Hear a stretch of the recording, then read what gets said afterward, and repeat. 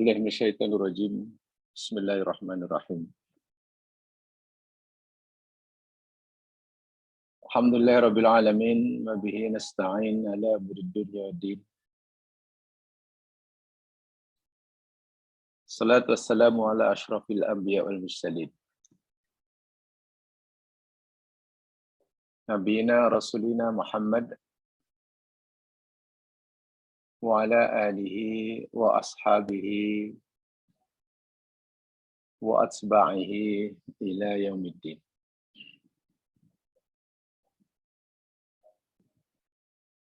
Rabbi shrah li sadri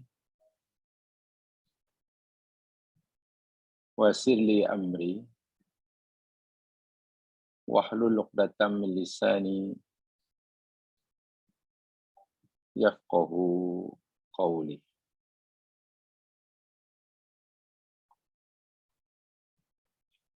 Amma ba'd.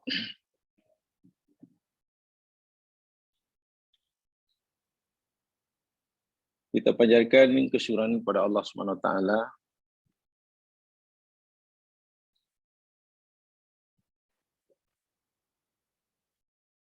mari kita ucapkan hamdalah atas segala nikmatnya. Alhamdulillahirabbil alamin.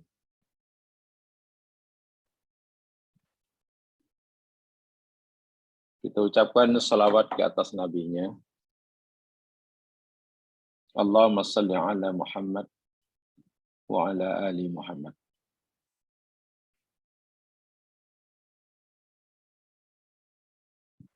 Dan kita ucapkan salam ke atas baginda. Assalamu alayka ya Rasulullah. Assalamu alayka ya Nabi Allah.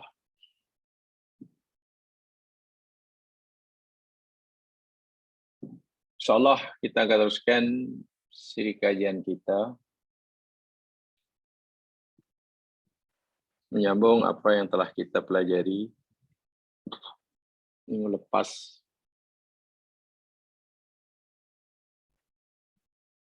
Surah Al-Baqarah ayat yang ke-57.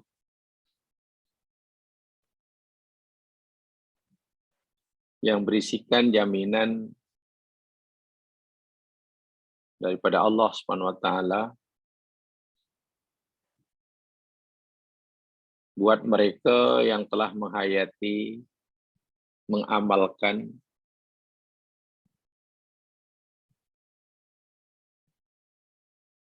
rahsia di sebalik makna la haula wala quwata illa billah.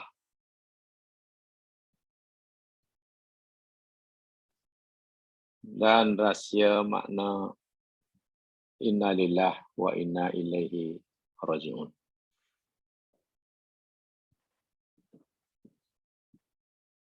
Sangat besar ganjaran yang Allah janjikan buat mereka ini.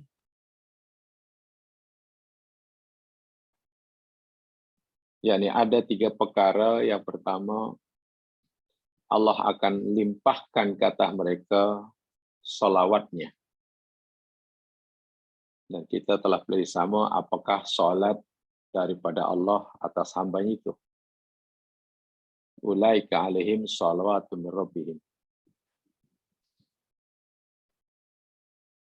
Yang keduanya, Allah akan limpahkan ke atas mereka rahmatnya.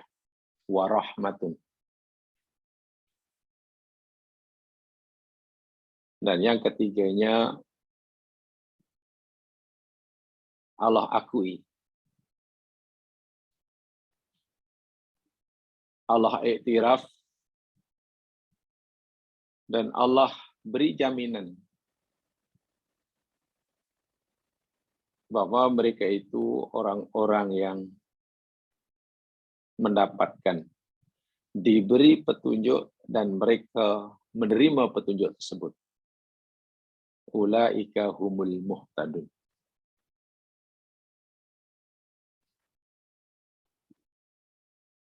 Tentulah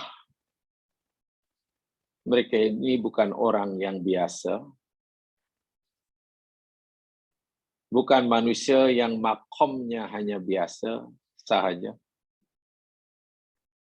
Tapi mereka yang punya makom dan kedudukan yang sangat tinggi memandangkan balasan yang Allah janjikan luar biasa. Selawat, rahmat, dan hidayah.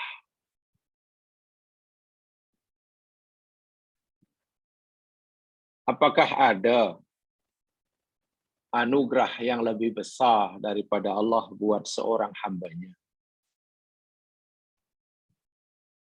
Melebihi daripada anugerah yang berupa salawat, rahmat, dan hidayah.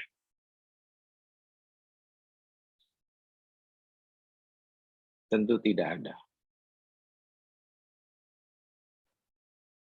Sebab itulah, saya ulangi sekali, tidak ada alasan buat kita setelah kita memahami dua ayat sebelumnya, rahasia, hauqalah, dan istirja. Tidak ada alasan bagi kita untuk tidak berusaha mengamalkannya. Mendidik hati kita, melatih hati kita untuk beramal dengannya. Karena lagi sekali, tidak mudah mendidik hati untuk beramal perkara-perkara yang baik. Berbeza dengan melatih fisikal. Relatif lebih mudah. Amalan-amalan yang bersifat zahir, yang sifat jawarih, nampak, yang dilakukan oleh anggota tubuh badan, itu relatif lebih mudah untuk kita lakukan. Tapi amalan-amalan perintah Allah yang berkaitan dengan hati, jiwa, itu tidak mudah. Sangat susah, berat, tetapi bukan mustahil. Dan ianya mulia.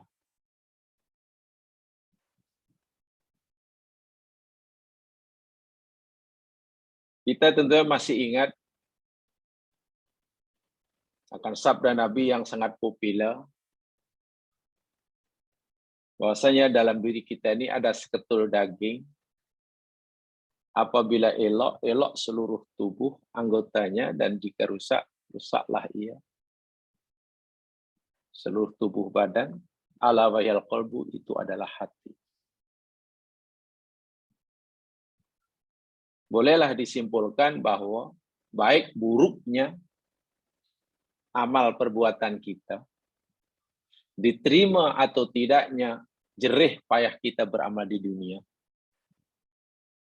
elok atau tidak eloknya penilaian Allah terhadap kita, terhadap amalan yang kita lakukan, ianya ditentukan oleh keadaan hati kita. Mungkin amalan zahir begitu cantik, tapi jika cantiknya amalan zahir itu bukan cerminan daripada kebersihan hati, kecantikan hati, amal itu sia-sia. Dan itulah nasib amalan orang-orang munafik yang Quran sebutkan. Jangan kira amalan orang-orang munafik dari segi zahir itu amalan yang tak elok. Elok belaka. perintah Allah dibuat, larangan Allah ditinggalkan. Tapi kenapa tidak ada nilainya dalam pandangan Allah? Dan di akhirat ia disiksa dalam nerakanya. Ya, karena cantiknya amalan zahir bukan cerminan daripada apa yang dalam hatinya.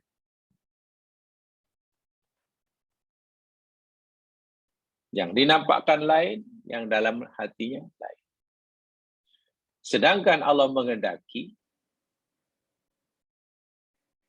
amalan yang zahir itu hendaklah merupakan cerminan, bias daripada apa yang dalam hati. Juga sebaliknya, jika hati sudah bersih, atau bila seseorang merasa hatinya bersih, maka hendaklah ia zahirkan kebersihan hati itu melalui amalan-amalan zahirnya.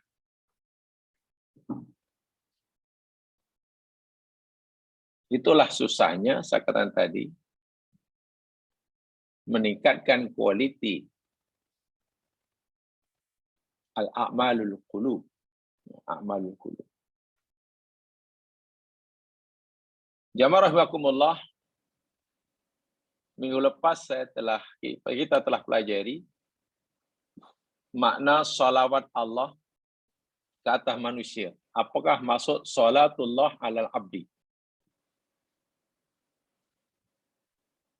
Satu di antara maknanya yakni berdasarkan hadis panjang yang kita telah pelajari sama, hadis sahih Muslim yang bersumber dari Abu Sa'id Al-Khudri. Saya tidak perlu mengulangi lagi. Sekarang kita masuk poin yang kedua. Lihat dalam nota, kita cerita tentang warahmah. Dan rahmat Allah, Allah akan limpahkan pada mereka. Dan kalimah ar-rahmah itu sendiri pun kita telah pelajari definisi dan takrifnya pada siri-siri yang lepas. Hari ini saya tidak mengulangi lagi, tidak ingin mengulangi lagi tentang pengertian definisi rahmat Allah itu apa. Panjang lebar dahulu kita bicarakan ketika kita belajar tentang tafsir surah Al-Fatihah barangkali. Dan juga tajuk-tajuk yang lainnya.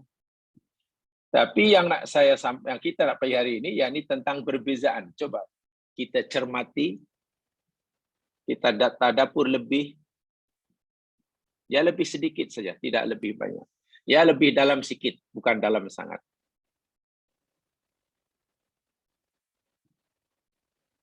Kita akan pelajari tajuk tuh yang bawahnya itu al-farqu baina rahmah wa rahmat.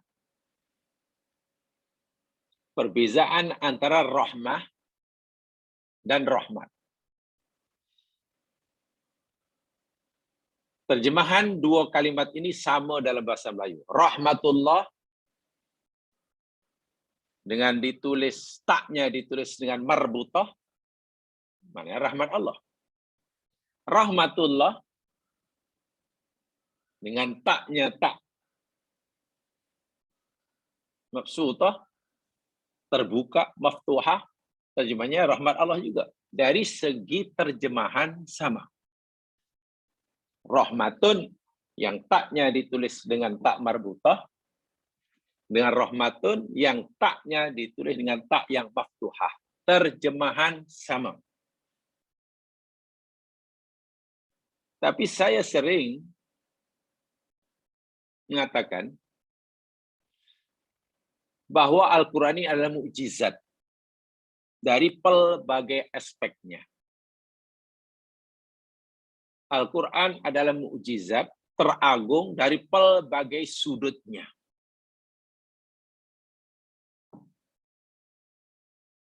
Termasuklah kemukjizatan Al-Quran, kehebatan Al-Quran, boleh dilihat daripada aspek penulisannya.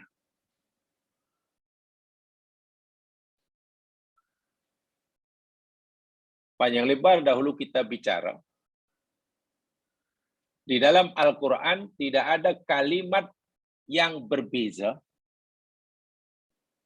melainkan maksudnya pun pasti berbeza. Saya ulangi. Di dalam Al-Quran tidak ada kalimat yang berbeza, melainkan maksud yang dikendakinya pun berbeza. Walaupun perbezaan kalimat tersebut mungkin hanya dari segi jumlah hurufnya. Dari jumlah huruf.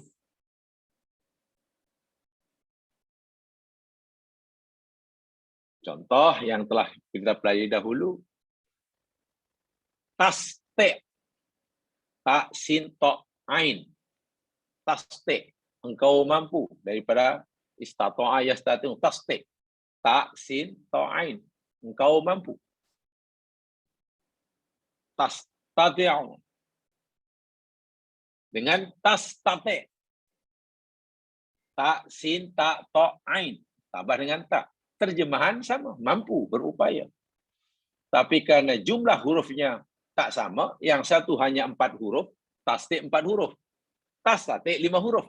Maka makna yang dikendakinya pun pasti berbeza. Al-mutasaddiqun. Al-mutasaddiqun atau al-mutasaddiqin. Terjemahnya orang-orang yang bersedekah. Al-mutasaddiqin, orang-orang yang bersedekah. Al-musaddiqin, orang-orang yang bersedekah. Sama terjemahan. Tapi penulisannya kan berbeza. Al-mutasaddiqin tulisannya alif lam mim ta. Mutasaddiqin. Alif lam mim ta shad dal qaf ya nun. Sedang musaddiqin alif lam mim shad. Nah, taknya tak ada. Lepas mim terus shad. Al musaddiqin. Terjemahan sama. Orang-orang yang bersedekah. Tapi berdasarkan kaidah tadi, di dalam Al-Quran tidak ada kalimat yang berbeza, melainkan maksudnya pun mesti berbeza.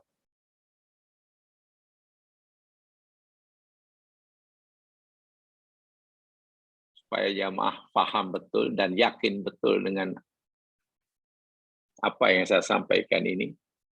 Coba jamaah lihat ini sebagai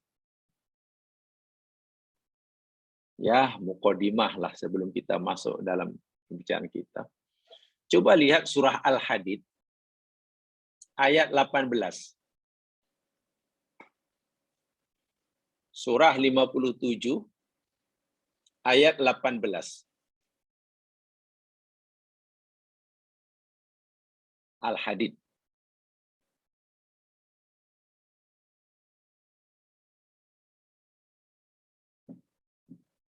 Di situ Allah Subhanahu wa taala berfirman, A'udzubillahi minasyaitonir rajim, innal musaddiqin wal musaddiqat. Betul ya? Ila akhir ayat. Saya tidak akan mentafikan ayat ini, saya hendak menunjukkan kalimatnya saja. Innal musaddiqin. Mim, alif lam mim shad. Ditasdid musaddiqin wal musaddiqat. Tasdid juga. Terjemahannya kan sesungguhnya orang-orang lelaki yang bersedekah dan orang-orang perempuan yang bersedekah.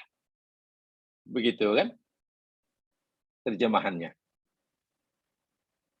Sesungguhnya orang-orang yang lelaki yang bersedekah dan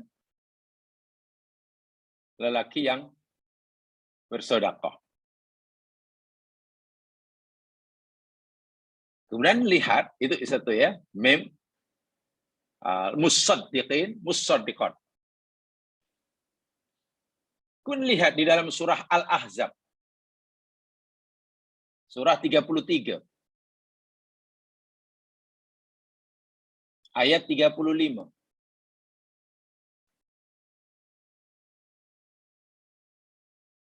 Surah 33 ayat 35.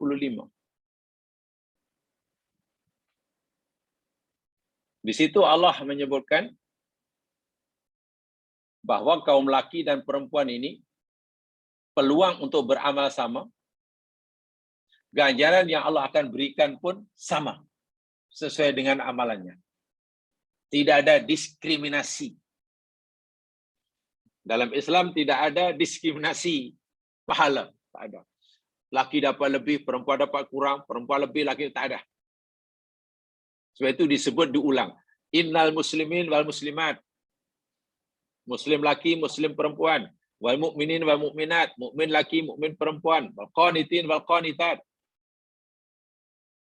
Orang taat lelaki, orang taat perempuan. Was-sadiqin was-sadiqat. Lelaki yang jujur dan perempuan yang jujur. Was-sabirin was-sabirat. Laki yang sabar, perempuan sabar. Khasiin, khasiat. Laki yang khusyuk dan perempuan yang khusyuk. Wal mutasaddiqin. Nampak di situ? Wal mutasad, ada tak. Lelaki yang bersedekah, wal mutasaddiqat. Perempuan yang bersedekah. Tadi musaddiqin, musaddiqat. Laki bersedekah, perempuan bersedekah. Ini mutasaddiqin. Ini ada tak. Tadi tak ada tak. Taknya diidghamkan pada shad. Ini taknya nampak. Mutasaddiqin. Tadi idgham, musaddiqin. Bacalah terjemahan mana pun dalam bahasa apapun. InsyaAllah kita akan temukan terjemahnya sama. Musaddiqin, lelaki yang bersedekah. Mutasaddiqin, lelaki yang bersedekah. Musaddiqat, perempuan yang bersedekah. Mutasaddiqat, perempuan bersedekah. Tapi kalau kita cermat,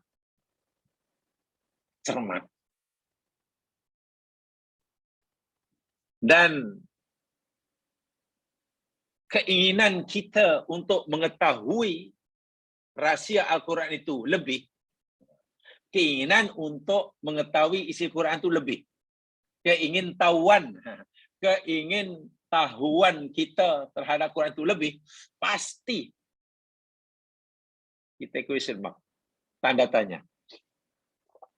Paling tidak pertanyaan begini. Kalaulah maknanya sama antara musaddiqin dan mutasaddiqin. Musaddiqin dan musaddiqin. Kalaulah maknanya sama antara musaddiqat dan mutasaddiqat, kenapa Quran mengucapkannya berbeza? Kalau betul-betul maknanya sama, kenapa tulisannya dan tentu pengucapannya berbeza? Paling tidak kita akan tanya begitu. Iya ya. Kalau maknanya sama, kenapa tidak ditulis sama, dibucik sama? Inilah yang saya katakan tadi. Di dalam Al-Quran tidak ada kalimat yang berbeza, melainkan maksud yang terkandung di dalamnya pun pasti ada perbezaan. Ini satu kaidah untuk kita mengkaji Quran lebih dalam.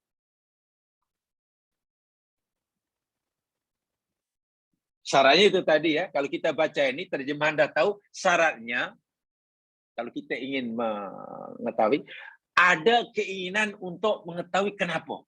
Nanti kalau tak ada pertanyaan itu, ya tak ada jawaban lah.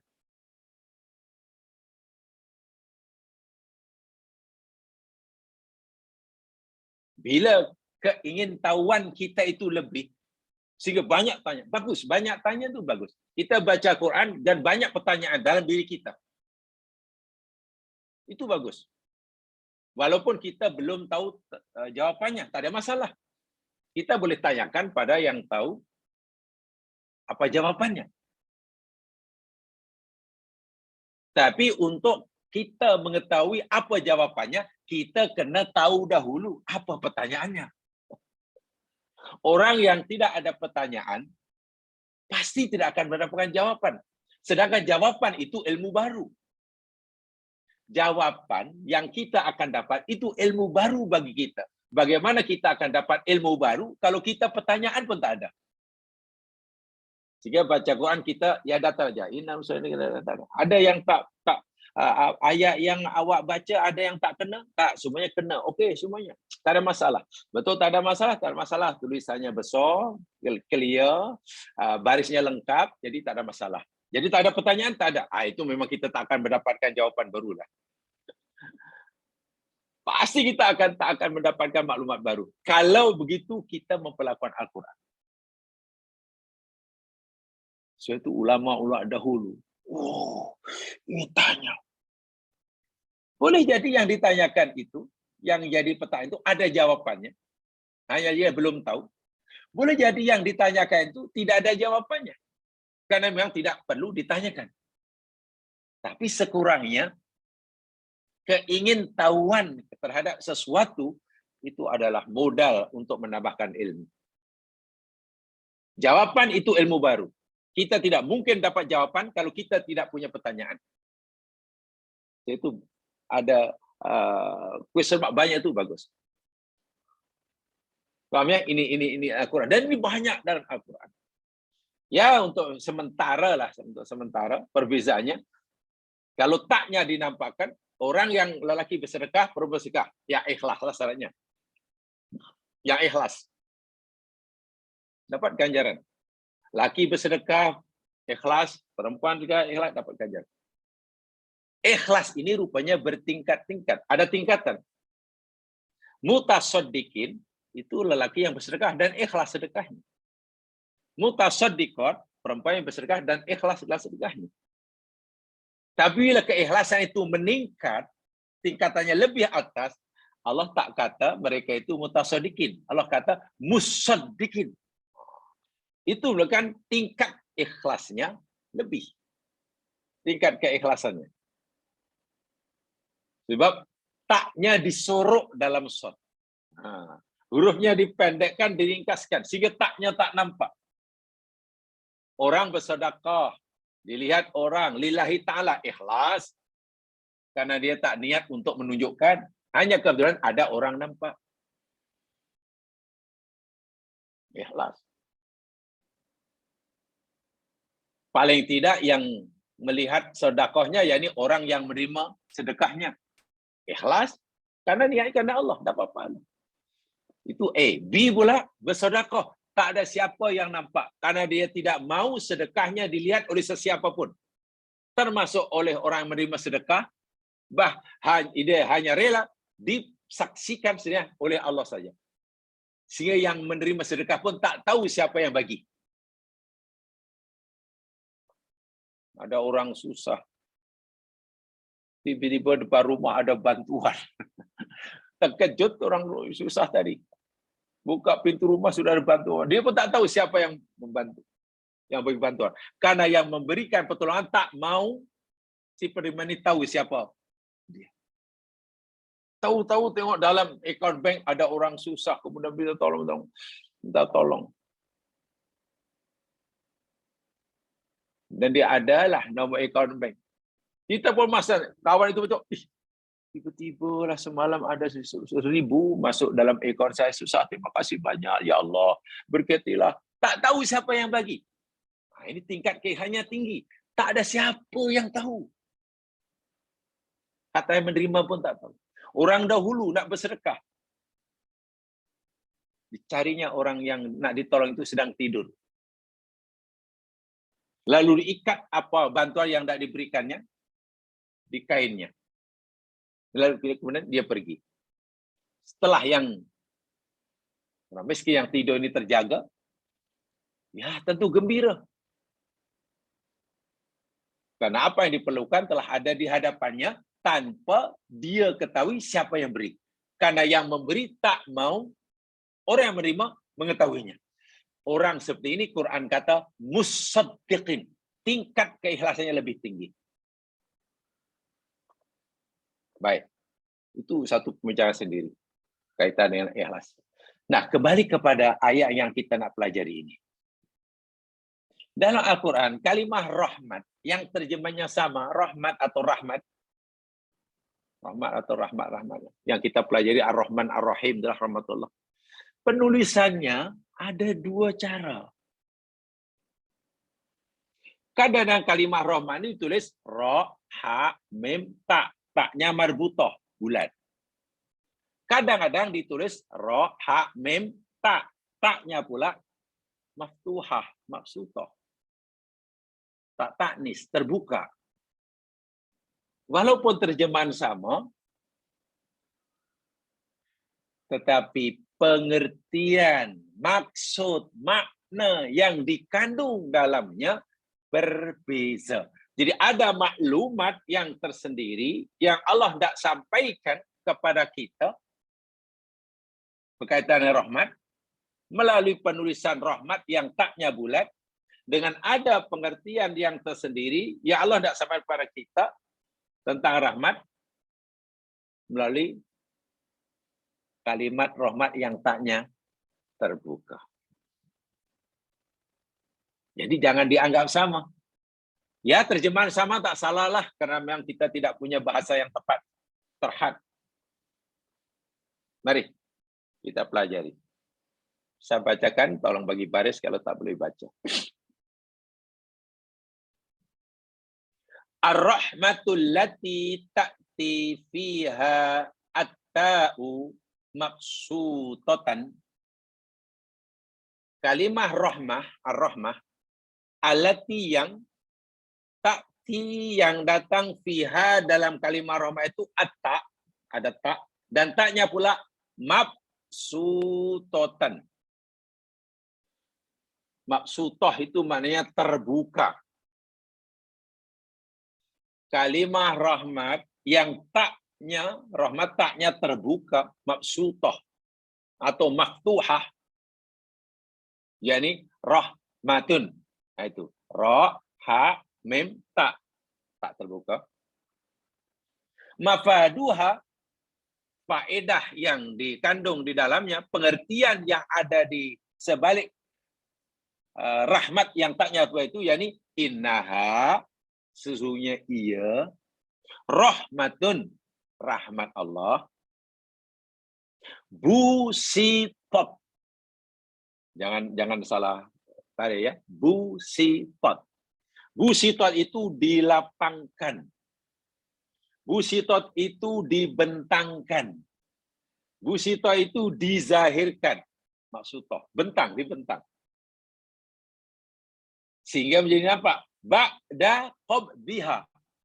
Selepas Allah menahannya. Rahmat asalnya tak nampak. Kita hanya meyakini rahmat Allah itu ada. Oke.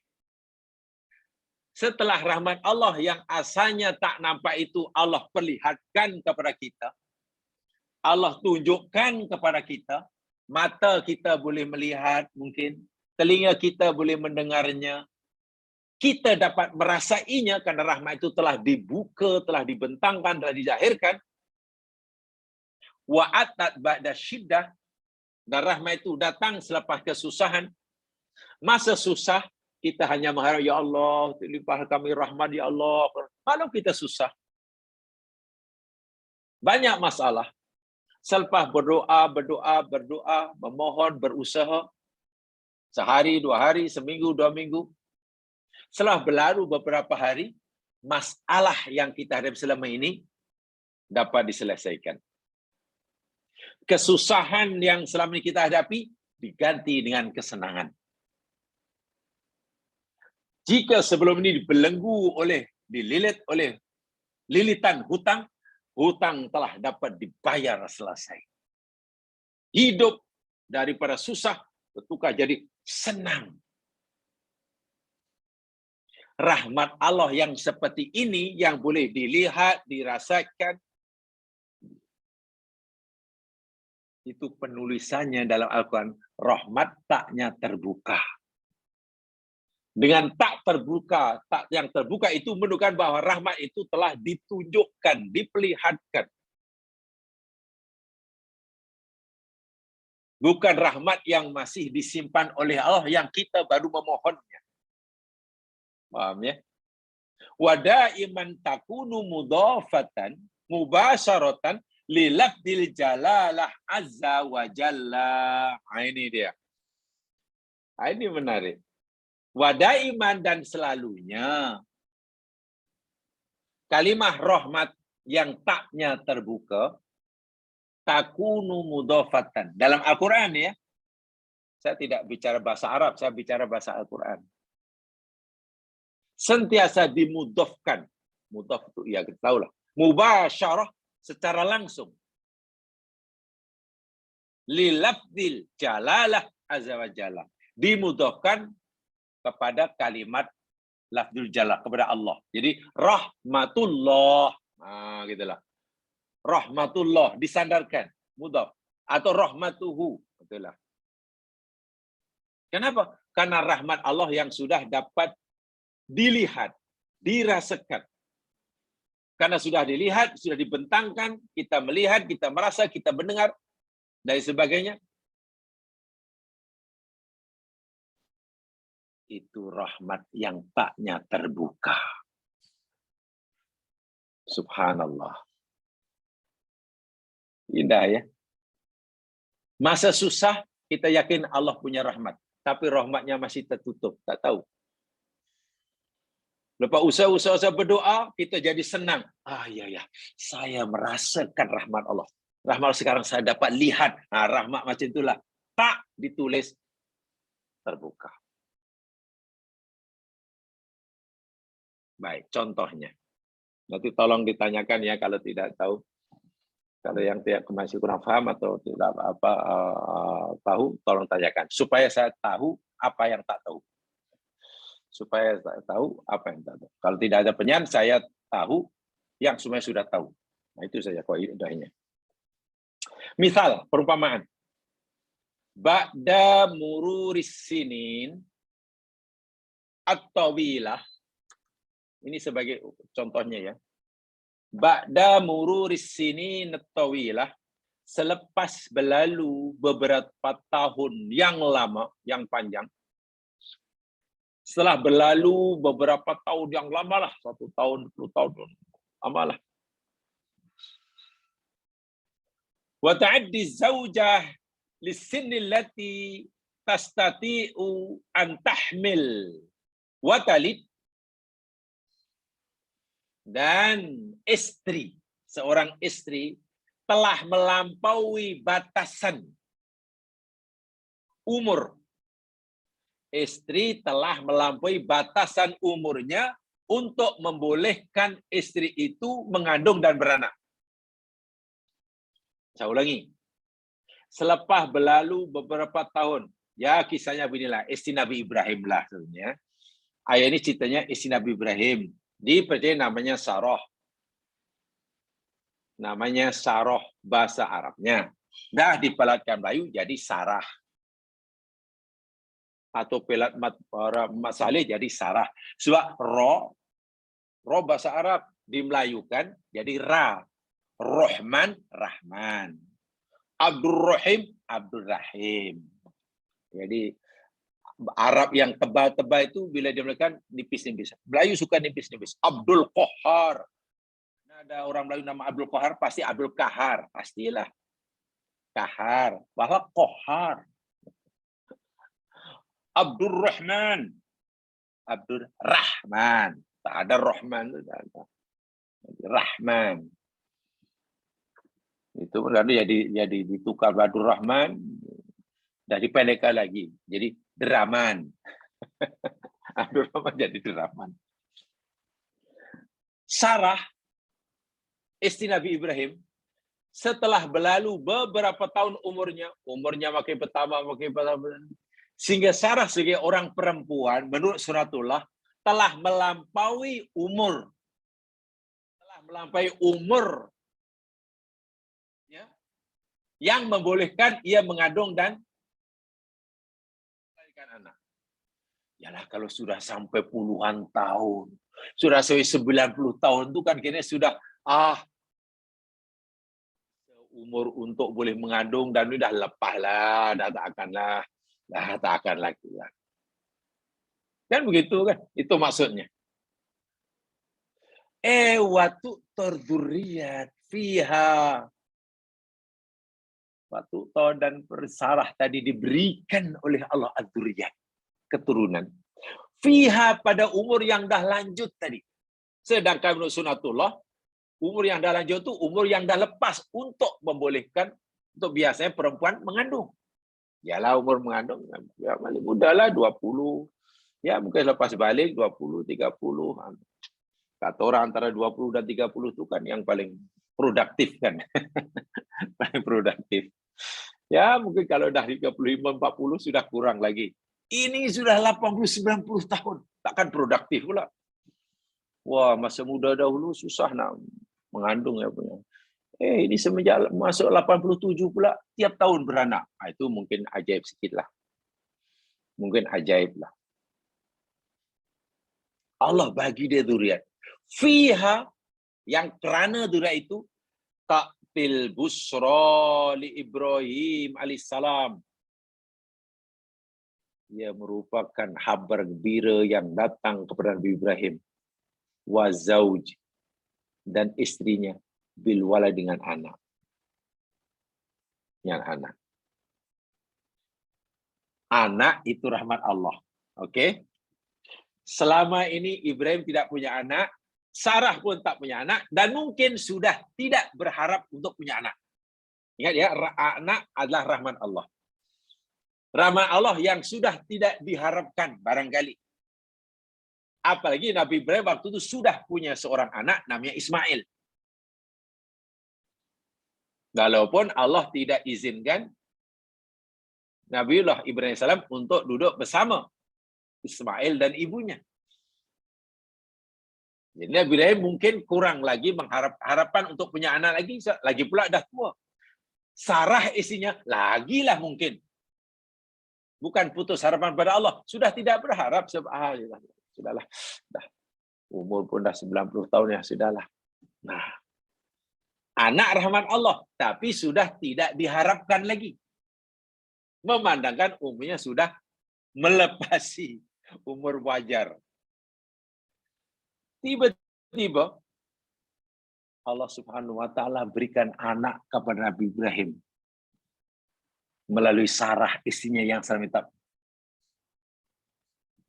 Malaikat datang ke rumah Ibrahim dalam perjalanan ke kaum Nabi Lot untuk membela kaum Nabi Lot, sehingga Nabi Ibrahim itu memberikan kabar gembira bahwa Allah akan anugerahkan lagi seorang anak melalui istrinya bernama Sarah, dan itu kabar gembira. Apalagi ya Nabi Ibrahim mungkin rasa pelik, lebih pelik lagi Sarah, pelik, ajaib. Bahkan dalam ayat yang kan disebutkan dia pun fadhahikat fasaqat wajah, dia gelak, ya mungkin gelak sampai pukul-pukul punya gelak, tak tahu. Ya tak tahulah kalau bahasa kami dahulu, mungkin Sarah yang dah tua mendengar berita ini dia gelak, tertawa geli lah kayaknya. Tertawa geli. Umur setua itu baru akan dapat anak. Rasa pelik ada, rasa heran ada. Ingat, anak adalah rahmat Allah ya. Apa kata Allah melalui malaikat kepada Nabi Ibrahim? Qalu, berkatalah para malaikat utusan Allah yang bertamu berkunjung ke rumah Ibrahim. Ata'jabina min amrillah. Wahai perempuan, kata Allah, wahai kamu hambaku perempuan, ta'jabin ini untuk mu'annas ya, mukhatabah ya. Sarah di sini.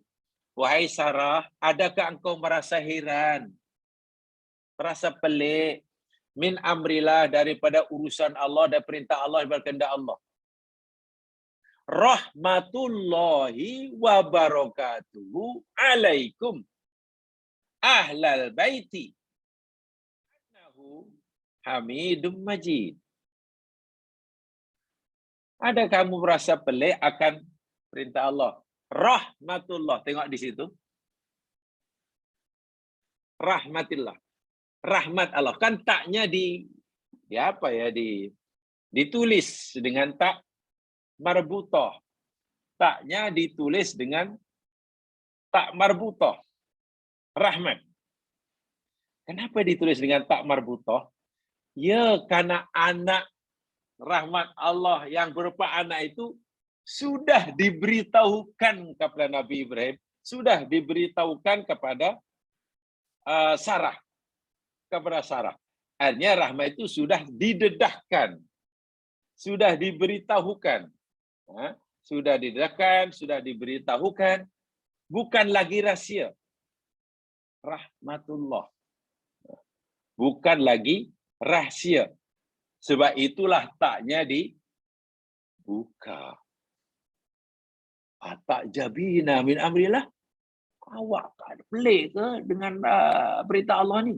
Rahmatullah. Anak yang merupakan rahmatku ini bukan lagi rahasia bagimu. Bukan lagi harapan bagi kamu.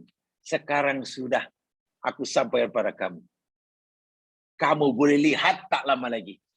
Sekarang kamu dengar sendiri beritanya. Masya Allah. Wa barakatuh alaikum al-bait. Nahu hamidun majid. Faham ya? Jadi kenapa di sini ditulis dengan rahmatullah, taknya maksutah, maknya maktuhah? Ya, rahmat berupa anak. Jadi biasa itu telah diberitahukan oleh Allah kepada Nabi Ibrahim, kepada istrinya. Sebab itu ditulis tak maksutah. Dah terbuka depan mata. Dah didengar sendiri dengan telinga hatinya. Selama ini anak berupa rahmat itu masih di sisi Allah. Dia belum jelas, iya ke aku dapat anak, iya ke. Dah tak harap lah. Kami pun mungkin dah tak mengharapkan sangat, umur pun dah tak sesuai. Mungkin tertutup. Ya? Demikian juga sebagaimana kisah Nabiullah Zakaria. Itu surah Hud ayat 73. Sekarang, kisah Nabi Ibrahim dengan Nabi Zakaria ini ada persamaan. Sama-sama inginkan anak, sementara dirinya dan pasangannya dari siratullah tidak memungkinkannya. Nabi Ibrahim dengan pasangannya punya pengalaman yang sama dengan Nabi Zakaria dengan pasangannya, dengan istrinya. Kedua Nabi Allah inginkan dzurriyyat, berupa anak, rahmat Allah. Tetapi keadaannya menurut sunatullah tidak memungkinkannya. Memandangkan Nabi Ibrahim dan Zakaria sudah lanjut usia, demikian juga istrinya pun lanjut usia dan mandul. Akhir. Ya, mandul. Akhir. Jadi macam mungkin. Ya hanya dapat. Walaupun anak itu rahmat Allah, tapi nampaknya tak mungkin dapatlah. Setelah Allah kabulkan permohonan Nabi Zakaria, doanya dikabulkan. Istri Nabi Zakaria oleh Allah ditakdirkan boleh mengandung dan melahirkan anak. Walaupun selama ini sudah diakui, disahkan mandul. Apalagi umur sudah lanjut usianya. Anak sekarang sudah lahir. Namanya Yahya. Terbukti. Rahmat Allah bukan lagi hanya berada pada angan-angan, pada perkara yang gaib. Tapi rahmat Allah sudah dilihat depan matanya. Anak sudah di pangkunya. Ini rahmat Allah. Terdedah, terbuka. Ini ada Nabi Zakaria. Nah, ketika Allah menceritakan kisah Nabi Zakaria ini, yang punya anak, kepada Nabi Muhammad SAW, apa ayatnya? Surah Maryam ayat kedua itu. Baca selepasnya. Kadzalika istijabatuhu. Demikian jugalah kemakbulan Allah terhadap doa Zakaria bitolabil walad. Karena Zakaria mau minta anak. Kafha ya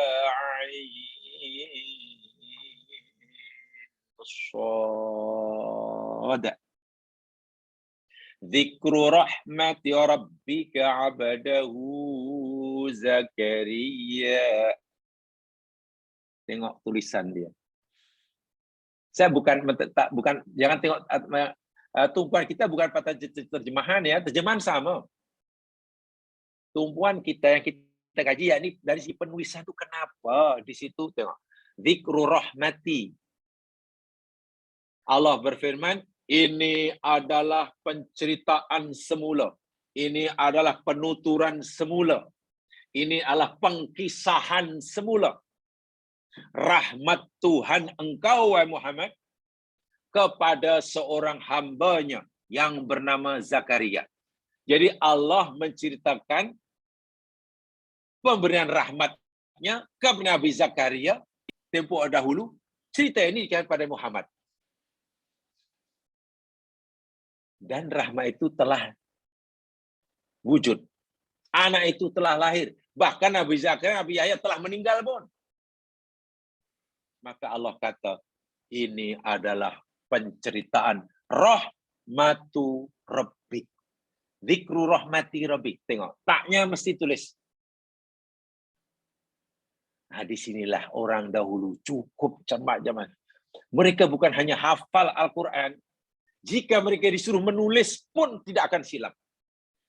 Iya ya, zikru rahmat ini rahmat yang sudah nampak yang sudah dibentangkan, dizahirkan. Maka saya nak menulis mesti zikru rahmati, taknya mesti terbuka. Tak boleh tertutup. Sampai begitu sekali Quran boleh difahami. Paham ya?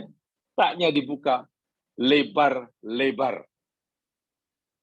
Thumma yufassiru ta'ala ba'dahu qissatu wahbi Yahya li Zakaria. Nah, Allah jelaskan selepas ayat ini, Allah jelaskan selepasnya kisah anugerah Yahya, Allah berupa Yahya pada Nabi Zakaria. Fa futihat, maka dibuka hadhir rahmah, rahmat Allah dibuka lahuma bagi keduanya, Zakaria dan istrinya, ba'da qabdiha, selepas Allah menahan rahmat itu zamanan tawilan. Rahmat Allah yang berupa anak, Allah simpan beberapa puluh tahun. Nabi tak dapat, isinya pun tak dapat. Selepas Allah simpan, sekarang Allah dedahkan. Allah tunjukkan. Allah bentangkan. Lahirlah Yahya. Karena rahmat itu sudah didedahkan, dibentangkan, mabsutah, taknya pun kena mabsutah. Mudah-mudahan jadi ilmu bagi kita. Kalau kita menghafalnya, kalau disuruh menulis pun tidak boleh salah. Aku nak tulis tak macam mana nih ya Tan. Inilah keajaiban Al-Quran. Sangat ajaib. Baik, itu contoh yang kedua. Contoh yang ketiga.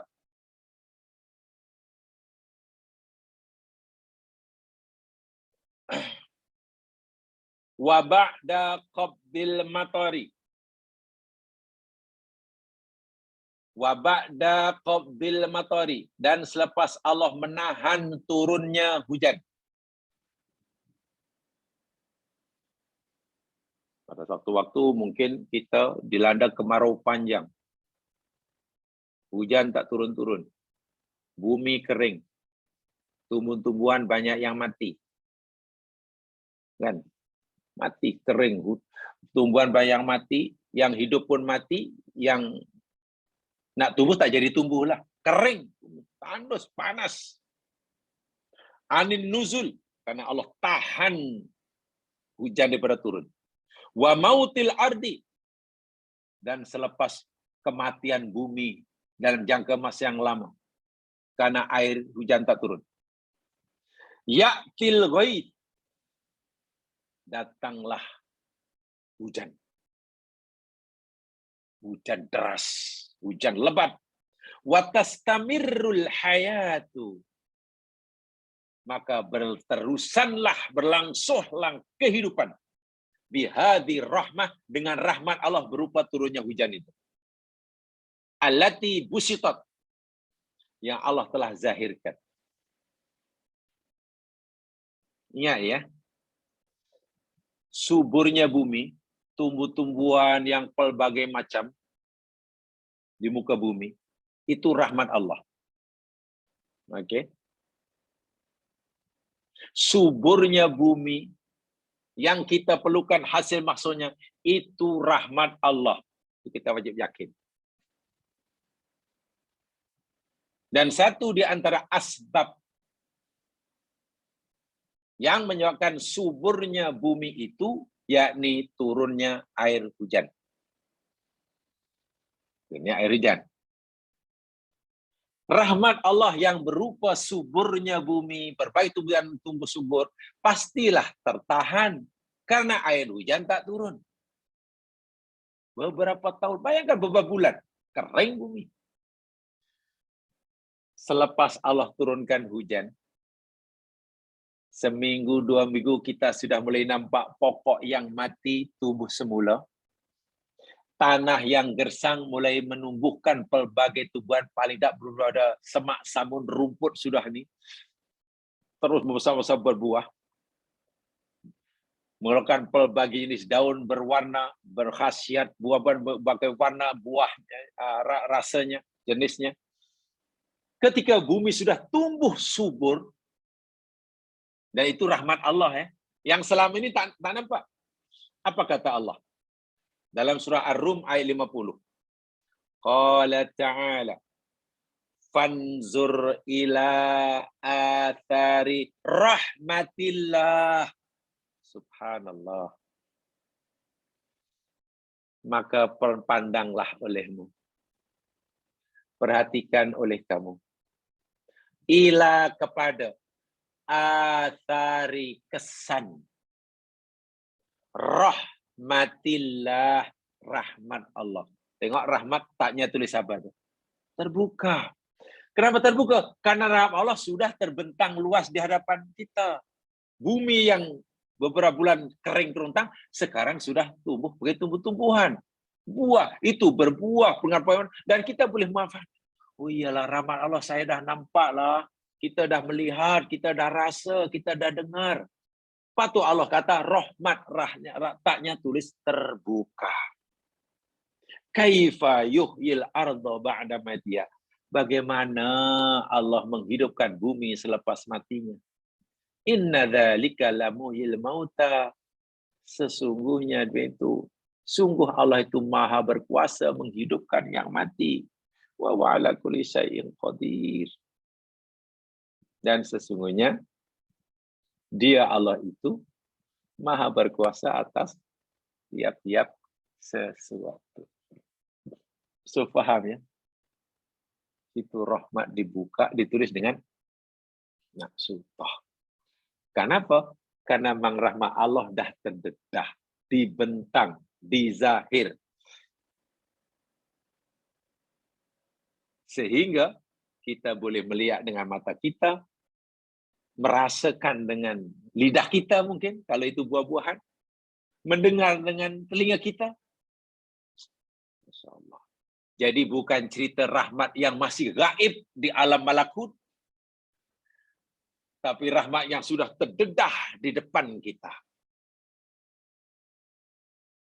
Istilah kami dahulu, masa menuntut, rahmat yang taknya ditulis dengan maftuhah, mabsutah, itu rahmat Allah yang sudah dibumikan. Rahmat Allah yang sudah dibumikan. Maknanya sudah berada di bumi yang kita melihat. Bukan rahmat Allah yang masih tersimpan di alam gaib. Bukan rahmat Allah yang masih tersimpan di alam gaib. Adapun rahmat Allah yang masih tersimpan, kita belum nampak, kita belum merasakannya, karena Allah belum perlihatkan. Karena Allah belum perlihatkan. Itu dalam Al-Quran, Allah tulis rahmat itu dengan ra, ha, mim, ta. Taknya bulat. Tertutup. Bulat. Marbutoh. Kenapa? Karena rahmat itu masih gaib. Masih berada tak tahu di ya alam mana, yang masih di alam gaib lah. Allah belum zahirkan, Allah belum nampakkan. Sehingga rahmat seperti ini, sama ada rahmat yang kita belum mendapatkan, baru kita memohonnya, atau rahmat yang Allah baru janjikan, yang Allah belum berikan. rahmat yang taknya ditulis marbutoh, bulat-bulat, itu merujuk pada rahmat Allah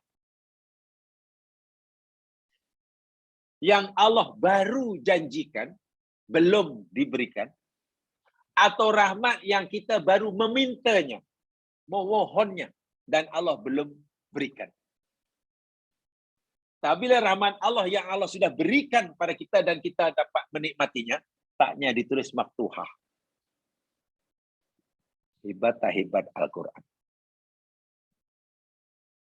Mari kita buktikan. Berikutnya. Ammar rahmatu. Ammar rahmatu. Adapun rahmat. Allati ta'ti fi hatta'u marbutatan. Adapun kalimah rahmat yang huruf taknya marbutoh. Marbutoh bulat ya. Marbutoh itu sebenarnya terikat. Daripada robot itu mah terikat. Jadi lingkaran lah. Tak marbutoh, tak bulat lah. Adapun rahmat yang taknya ditulis dengan marbutoh, fahiyya, maka rahmat itu, yakni merujuk pada rahmat, rahmatun marjuwatun. Merujuk kepada rahmat yang diharapkan. Rahmat yang kita harapkan, rahmat yang baru kita pohonkan. Ya Allah, berikan kami rahmat, ya Allah, kami mengharap rahmat-Mu, ya Allah. Kan belum turun. Allah belum berikan, Allah belum turunkan. Masih berada di sana, di alam gaib. Nah, rahmat yang baru kita harapkan, kita pohon, lam tuftah, belum dibuka, belum diberikan, belum dibentangkan, lisaili, bagi orang yang memohonnya, ba'du, selepasnya. Maka rahmat yang masih tersimpan, rahmat yang baru kita harapkan, rahmat yang baru kita pohonkan, rahmat yang baru Allah janjikan, tapi belum diberikan, belum ditunjukkan. Rahmat-rahmatnya itu dalam Al-Quran ditulis dengan tak marbutoh, tertutup. Contohnya, misal, al-abidul qanitu, al-abid orang yang kuat ibadah, al-qanitu orang yang kuat kepatuhannya, ketaatannya, as-sajidu orang yang kuat sujudnya, banyak sujud, ana al-lail pada waktu malam,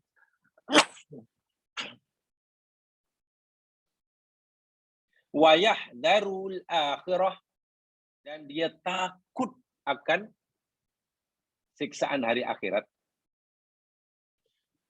Orang yang malam hari qiyamul lail, kuat ibadah, kuat melakukan ketaatan, rajin sujud pada malam hari, disertai dengan rasa takut akan pembalasan yang tak baik di akhirat, fahuwa, orang seperti itu, yarju rahmata rabbihi fil akhirah.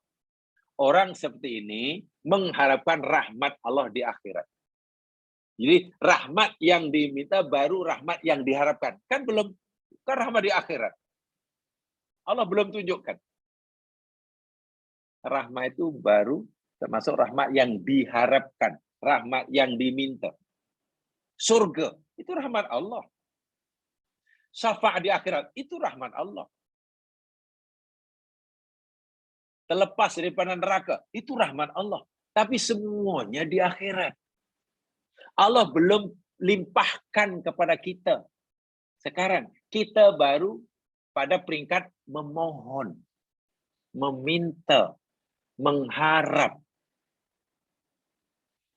Karena rahmat-rahmat itu baru akan berlaku nanti. Karena rahmat itu baru dijanjikan. Surga dan semuanya. Allati hiya muqaffalah. Rahmat sebab itu yakni masih tertutup. Qafalah itu tertutup, terkunci. Dunahu fil hayati dunya. Masih tertutup di belakangnya. Ketika kita masih di dunia, rahmat itu di akhirat, ya tertutuplah, tak nampak. Bila kita nampak, wasatuftahu lahu, dan rahmat itu baru akan dibuka, didedahkan, diperlihatkan lahu kepada orang yang tadi rajin ibadah tadi, yaumal qiyamah, pada hari kiamat. Karena rahmat ini baru akan diperlihatkan nanti di sana. Sekarang masih tertutup. Sekarang baru peringkat rahmat yang dijanjikan, yang dipohon. Maka penulisan kalimah rahmat taknya mesti ditulis dengan bulat, tertutup, bukan terbuka. Lihat firman Allah dalam surah Az-Zumar ayat 9. Di dalam nota boleh lihat. Qala Allahu Ta'ala amman huwa qanitun ana al-laili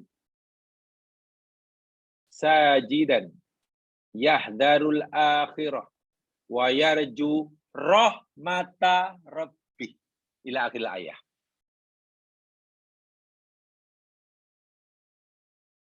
Maka dan adakah orang yang dia qanit, patuh, taat,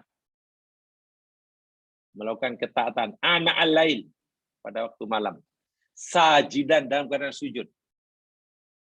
Mana orang yang rajin ibadah malam hari lah.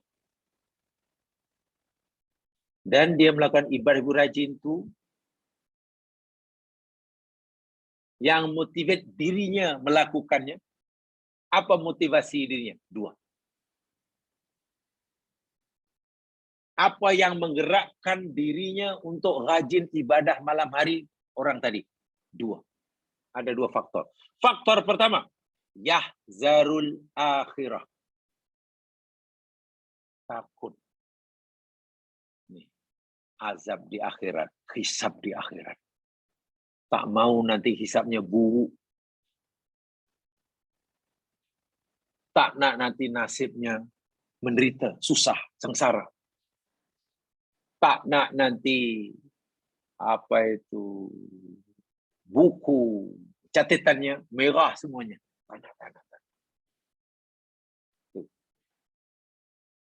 Takut.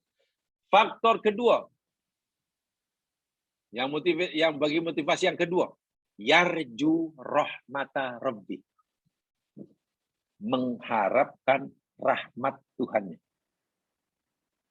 Kenapa di situ rahmat Rabbi taknya ditulis bulat? Ya, karena rahmat yang diharapkan ini rahmat di akhirat masih tertutup. Rahmat yang ia baru memohonnya, belum dapat.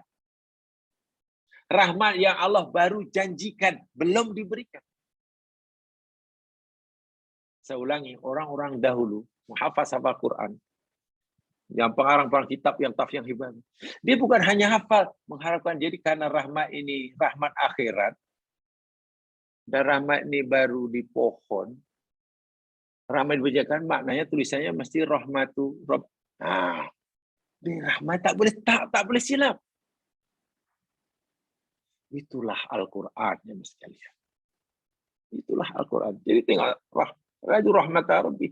Bukan sembarang nak tulis tak. Walaupun saya ulangi sekali, terjemahan Melayu sama. Sebab itu kalau kita hanya baca terjemahan, ya mungkin dapatlah ilmu. Tapi ya setakat terjemahan, alih bahasa. Sedangkan alih bahasa, terjemahan itu kan hanya alih bahasa.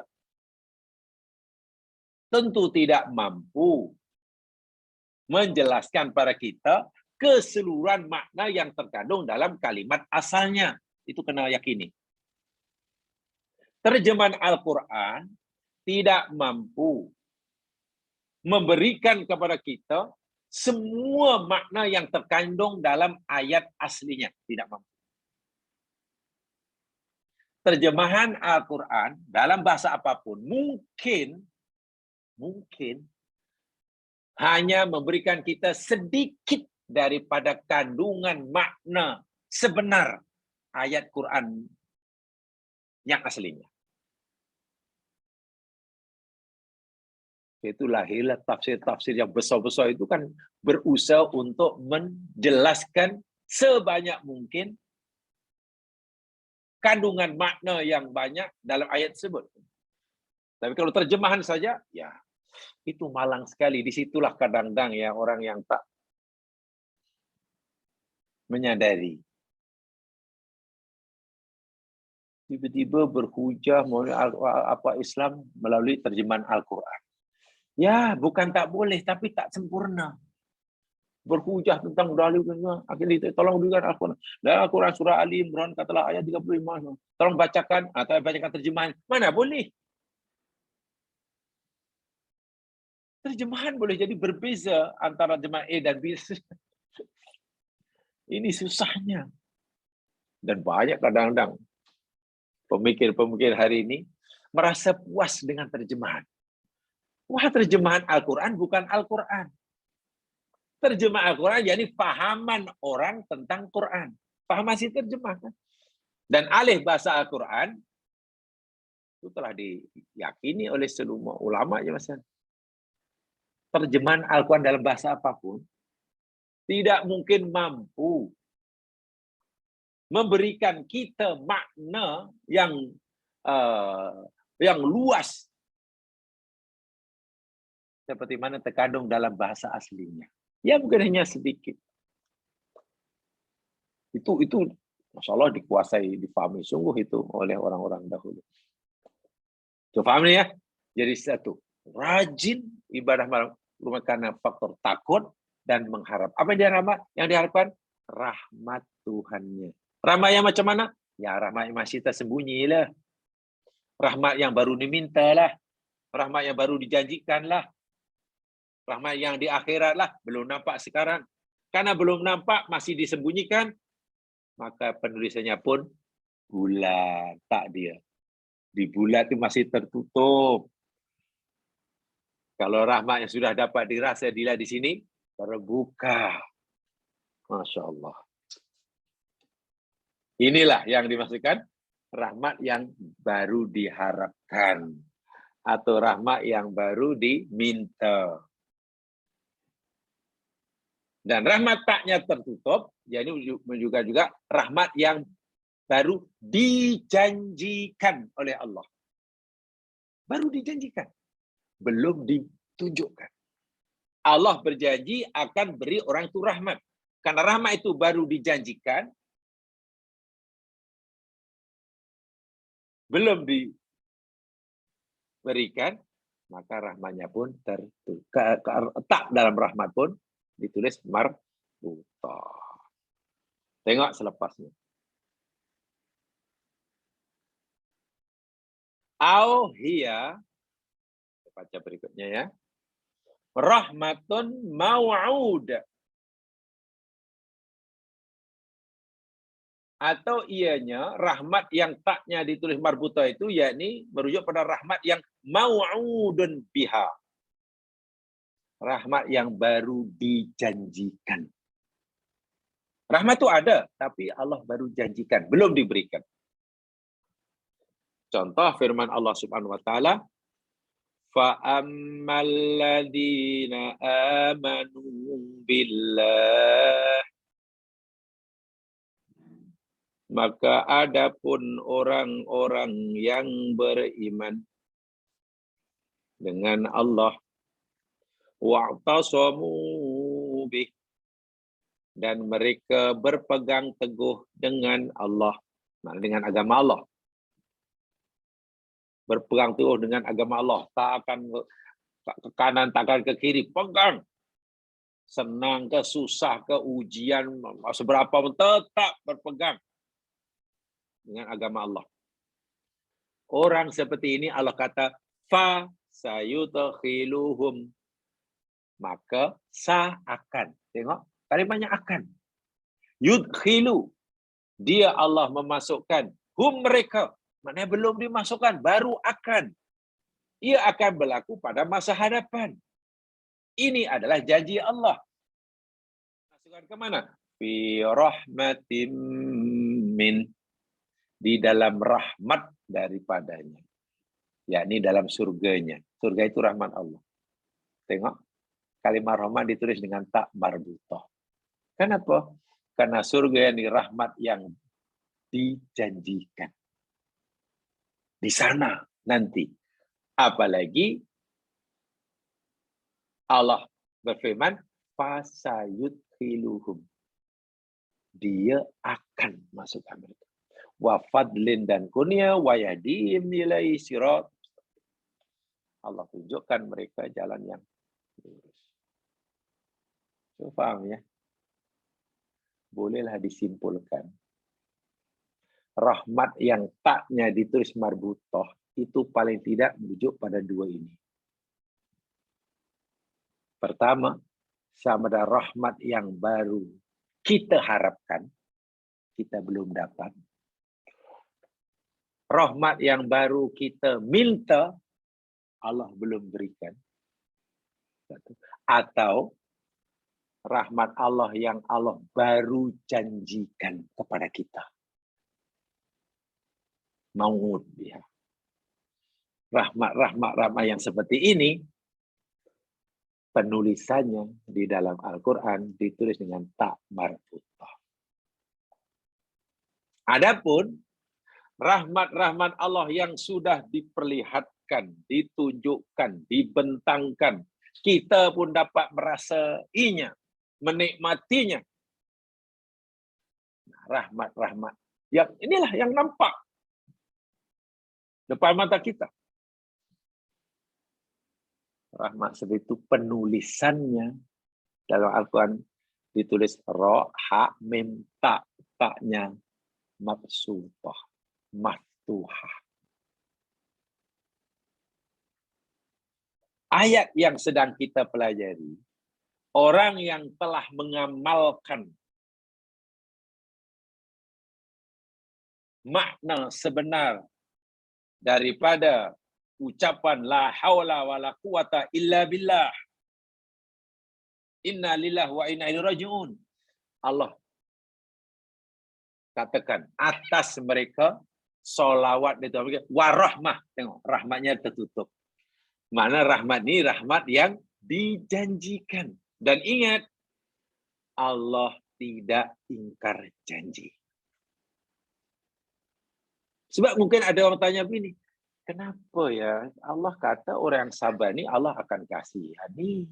Tapi aku tengok orang itu jalannya lurus, tak pernah maksiat, sabar tapi susah, memanjang aja. Yang B itu tak sabar, kuat mengeluh tapi hidupnya senang. Mana benarnya firman Allah? Allah berfirman, dia kata orang yang hauqalahnya tinggi, istijahnya tinggi, akan dilimpahi rahmat. Tapi tak nampak pun rahmat ini susah ada. Susah memanjang. Ya, karena rahmat yang dijanjikan itu rahmat yang masih dijanjikan di sana nanti. Karena kita begini begitu. Yang kedua, mungkin kita lupa cara menilai. Orang kadang-kadang di dunia sekarang, ada orang misalnya sangat bahagia hidupnya. Sangat bahagia. Hatinya tenang, jiwanya tenang, hidupnya bahagia yang mengalaminya.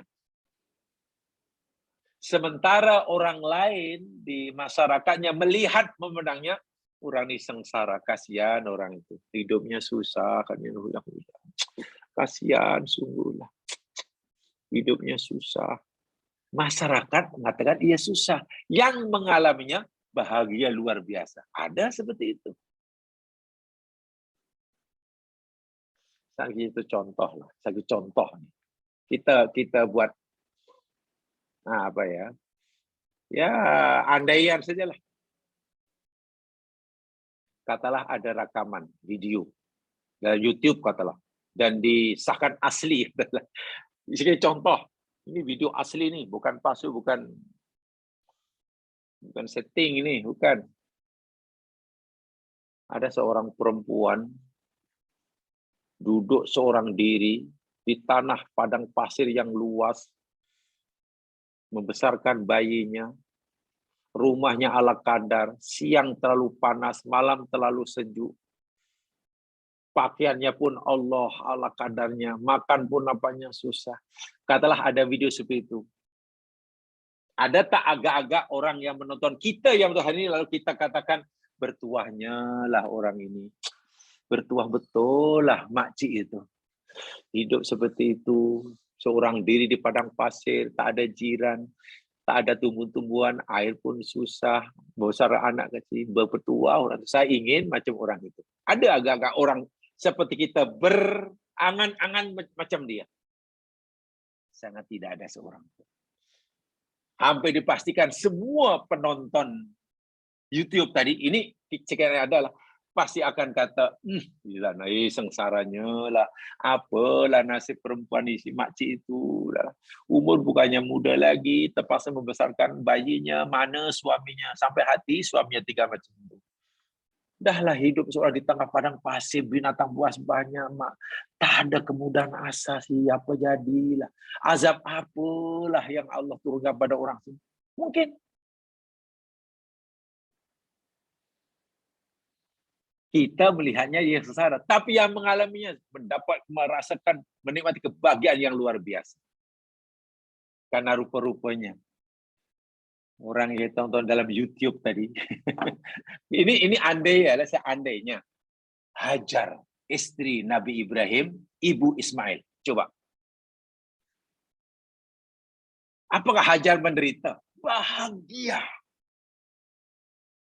Mungkin kita tidak melihat dia menyimpan makanan yang banyak, tidak punya simpanan uang yang banyak, tidak punya rumah, gedung yang besar, banglo yang hebat. Tapi Hajar berkawan karib istrinya dengan penciptanya, Allah Subhanahu wa taala. Ketika ia berkata, "Idzan la yudayyani Allah wa Ibrahim." Kalaulah engkau tinggalkan aku dan anakku ini di sini hanya berdua di tempat yang talak ini, semata-mata karena engkau mengikuti perintah Allah, itu kehendak Allah. Idzan, kalau itu aku yakin Allah sekali-kali tidak akan mensia-siakan aku. Hajar bahagia. Istrinya berdamping dengan Allah. Allah izinkan buat rumah, menempel di rumah Allah. Coba kalau kita lihat dari aspek agama, kacamata agama, bahagia atau sengsara Hajar? Bahagia luar biasa. Tapi orang melihat dari luar, sengsaranya. Itu banyak di dunia seperti itu, jamaah sekalian. Bukan Hajar seorang. Sebaliknya, orang melihat, bahagianya bertuahnya lah orang ini. Semua orang percaya, kalau lah aku jadi dia sehari pun jadilah, mewahnya lah. Tempat tinggalnya macam itu, kedua macam itu, semuanya. Tapi yang mengalaminya menderita macam dalam neraka. Memohon kepada Allah agar segera dibebaskan daripada neraka tersebut. Orang yang menontonnya, kalau boleh aku macam dia, kalau aku dapat macam. Ada seperti itu. Quran ceritakan. Contohnya Asyah, istri Fir'aun. Seorang Asyah, istri Fir'aun. Seluruh perempuan Mesir waktu itu berangan-angan ingin menjadi permaisuri. Kalau aku jadi permaisuri 1 bulan pun jadilah. Macam-macam ada. Minta apapun dapat. Mewah kemana dihormati. Tapi apa yang dirasakan oleh jiwa Asyah? Ini neraka nih ya Allah. Ya Allah, selamatkan aku ya Allah daripada perbuatan Fir'aun. Keluarkan aku nih Allah. Dia malah minta rahmat yang masih tersimpan. Wabni li baitan fil jannah indaka baitan, ya Allah, binakanlah kami bagiku rumah di sisimu di surga. Rumah di surga itu rahmat yang masih tertutup. Istana, duduk istana Fir'aun itu rahmat yang terbuka, itu rahmat. Orang lain itu rahmat. Tapi tidak, ini bukan rahmat, ini neraka. So, mana yang bertuah? Orang yang beruntung mana? Orang masyarakat yang melihat Asia itu orang yang sangat bertuah karena hidup menjadi permaisuri raja, atau perempuan Asia yang merasakan istana dan itu adalah neraka. Asialah orang yang bertuah. Sekarang siapa yang menderita? Hajar yang hidup membesarkan anaknya, itukah yang menderita, yang sengsara, atau orang lain yang melihatnya yang sengsara? Sebetulnya yang lima yang sengsara, Hajar bahagia luar biasa. Jadi kalau ada orang kata, aku tengok orang tu dah faham betul, innalillah, sabar. Dan ikut Quran kata, Al-Baqarah 157, bila bersabar, bila katanya Allah bagi rahmat. Tapi hidupnya kenapa susah sangat? Nah inilah, selagi kita memandang kehidupan itu masih menggunakan kacamata dunia, dipanggil dunia oriented. Selagi kita masih melihat hakikat kehidupan itu dengan kacamata zahir, tidak melihat sebaliknya yang tersebar pada kita, ya selama-lamanya kita akan terpedaya lah. Saya akan terpedaya. Benar rahmat Allah janjikan pada mereka yang telah mengamalkan hauqalah dan istirja, itu rahmat yang masih tutup. Berdasarkan 157 Al-Baqarah tertutup, yakni surga. Dia nanti masih dijanjikan. Tapi tidak bermakna di dunia tidak diberi rahmat Allah. Mereka sudah dapat bayang-bayangnya. Bahagia pasti. Bayangkan ya, orang dijanjikan surga, itu pastilah kenikmatan kebahagiaan luar biasa. Walaupun belum mendapatkannya. Orang yang yakin akan janji Allah bahwa ia dijanjikan surga, itu kebahagiaan yang luar biasa walaupun belum mendapatkannya. Sementara orang yang melihatnya mungkin kasihan orang itu hidupnya susah. Nah inilah, ini sebenarnya kaitannya dalam masalah itu tadi. Hidup di dunia ini tergantung siapa yang melihatnya dengan kacamata apa. Kacamata apa. Sementara orang yang dijanjikan neraka ya Mas Glenn, belum pun dia mendapatkan neraka yang betul, ini sudah menderita tuh. Ya, walaupun mungkin orang lain menganggapnya, senangnya. Hati-hati kalau kita punya cara berpikir seperti itu dalam menilai dunia di sini. Wah, itu nanti kita yang akan terpedaya. Bahaya itu. Nah, cara-cara berpikir yang salah inilah yang sering berlaku dalam kehidupan seseorang muslim tanpa disadari. Walhal bila kita salah penilaian, ya pasti akan salahlah tindakan kita. Kita menilai benda itu keburukan, kesengsaraan, pasti kita tidak menyukainya. Pasti kita berusaha untuk mengelakkannya karena kita melihat itu kesengsaraan, walhal itu kebahagiaan yang hakiki. Sebaliknya, sesuatu yang kita nilai, kita anggap itu kesenangan, kebahagiaan, ya pasti kita menyukainya. Kita berusaha untuk mendapatkan seperti itu. Walhal hakikatnya, kata agama, itu kesengsaraan. Sekarang bagaimana? Apa yang akan jadi pada kehidupan kita akhirnya? Kesudahnya jadi seperti apa hidup kita?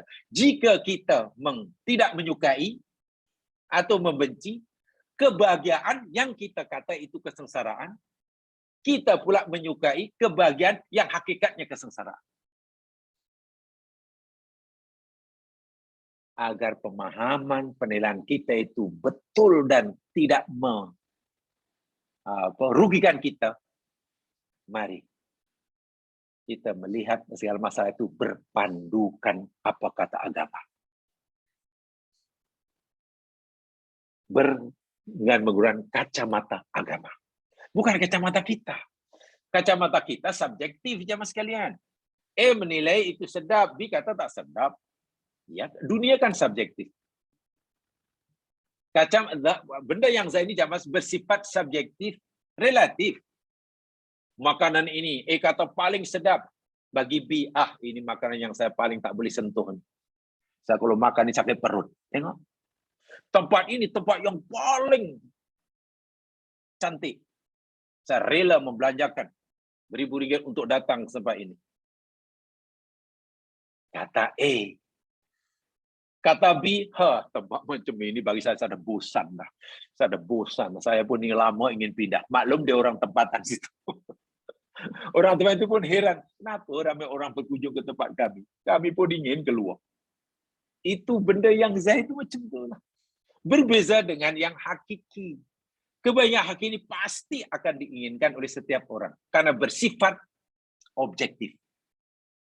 Bersifat objektif absolut. Sementara yang zahir bersifat subjektif dan relatif. Bagaimana agar kita dapat cara pandang yang objektif absolut? Gunakan kacamata agama. Gunakan kacamata apa kata Allah. Bukan apa yang kita rasa. Karena ini amat besar kesannya dalam kehidupan kita. Akan menentukan bagaimana nanti penghujung kita. Ingat ya jemaah sekalian, penghujung, penamat hayat seseorang itu bukan hanya ditentukan oleh amalan zahir, bukan. Amalan zahir penting, betul. Tapi penentunya nanti apa yang ada dalam hati kita, bagaimana kita melihat sesuatu. Apakah yang dipikirkan oleh hati kita, yang dia oleh hati itu sudah selari dengan apa kata Allah atau tidak. Ini mustahak sekali. Begitu, jemaah sekalian, yang sebab kita pelajari hari ini. Mudah-mudahan yang memberikan manfaat bisa menyampaikan. Alhamdulillah kalau dapat dikongsi bersama. Yang benar daripada Allah jua. Silap kelemahan saya sendiri. Yang ada pertanyaan tolong simpan dahulu. Susun elok-elok. Saya persilakan untuk tanya tadi minggu hadapan insyaAllah bila disini Allah. Tolong tanyakan sebelum nanti kita akan teruskan. Sebelum nanti ada sambungannya. Sebab ya supaya nanti tidak terputus. Pemahaman kita tidak terputus antara yang lepas, yang akan, yang itu. Jadi yang tak belum faham itu boleh tanyakan saja. Apa saja. Minggu depan insyaAllah.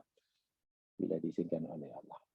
Mari dengan baca Al-Fatihah dan surah Wal-Asr. Subhanakallahumma wa bihamdika. Asyhadu an la ilaha illa anta. Astaghfiruka wa atubu ilaik. A'udzu billahi minasyaitonir rajim. Wal 'ashr. Innal insana lafi khusr. Illa alladziina aamanu wa 'amilus shalihaat. Wa tawassaw bil haqq. Wa tawassaw bis sabr. Assalamualaikum warahmatullahi wabarakatuh.